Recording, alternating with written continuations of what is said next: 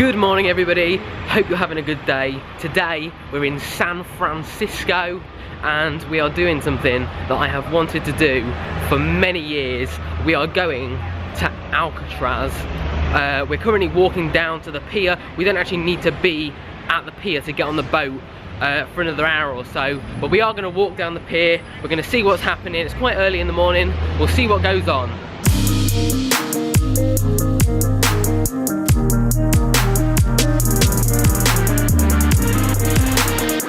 Quick little mission. We've decided we're going to go to there's a camera shop that we saw earlier right by the water. I'd like to look at getting a second quick release for this gorilla pod so I can have one on my DSLR, one on my vlogging camera. So we're going to go to the camera shop, see whether there's such thing. Do you sell anything like this? No. They come with a grip.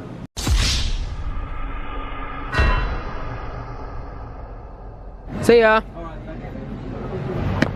They're going on a hop off bus like we did in Toronto. Me and Dad are walking down to the pier now. The Dread Rock in San Francisco Bay plays host to the press on its closing day. For the first time in its long penal history, reporters and cameramen are allowed to roam its innermost cell blocks and cells at will. Wearing handcuffs and leg irons, the last 27 of its 1,500 prisoners leave the crumbling, unsalvageable fortress for more modern federal penitentiaries.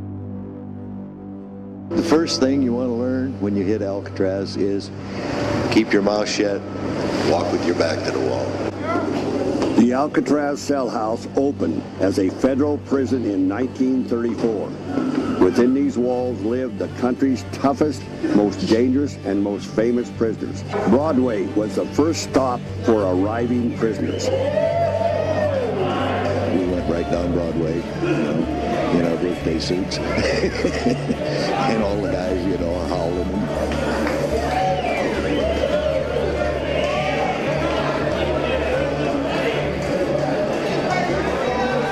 Well, here's a typical Alcatraz cell.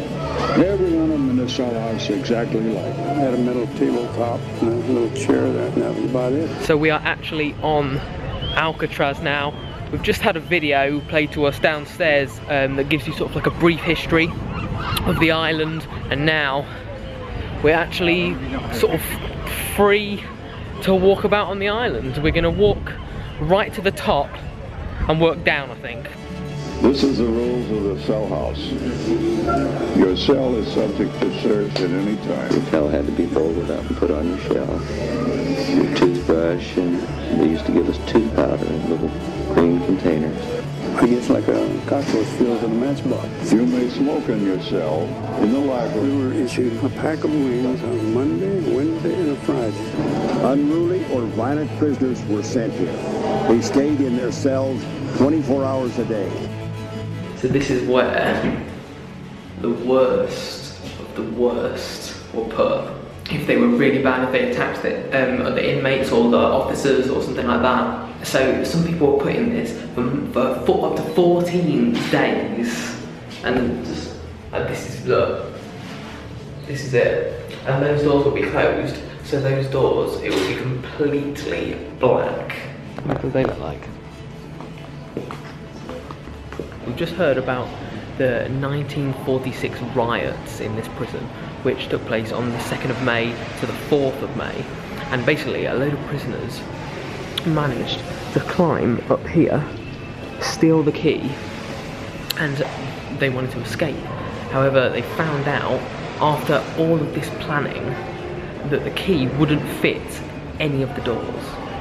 So what they did in frustration, because they were so annoyed that they couldn't break out, the next best thing for them was to capture 8 of the prison officers.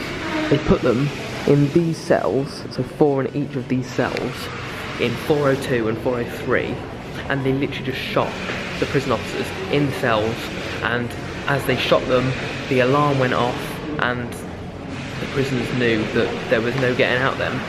What we've just been told now is that there were 3 inmates, I think, who gathered spoons over the course of, I don't know how long, I can't remember, and they actually, if I'm going to show you this, dug holes in their cells like this, like that, and the prison officers found these fake bodies in the beds in the morning, and they'd escaped in the night. They climbed up the pipes just back here, and they got to the roof, and they'd never been found. Imagine being in here and with this being closed, and you had nothing apart from these, toilet, tap, shelves. I reckon we've been in there for a good hour and a half. A long while, actually. Or something like that, but it's actually a nice day now, because we weren't too sure what the weather was going to be like this morning, but look.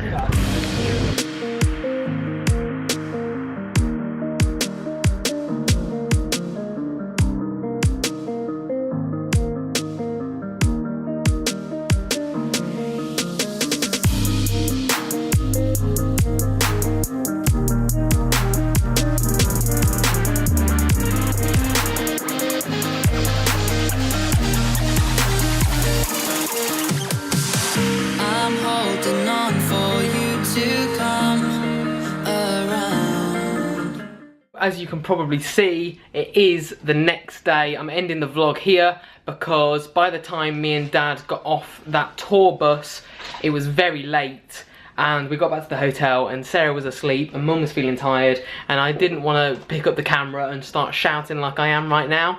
So I'm ending the vlog here, and we are in Santa Monica now, but I'm not going to show you the room now, because I will show you in the next vlog, which I'm not 100% sure when will be, but hopefully it might be tomorrow, maybe.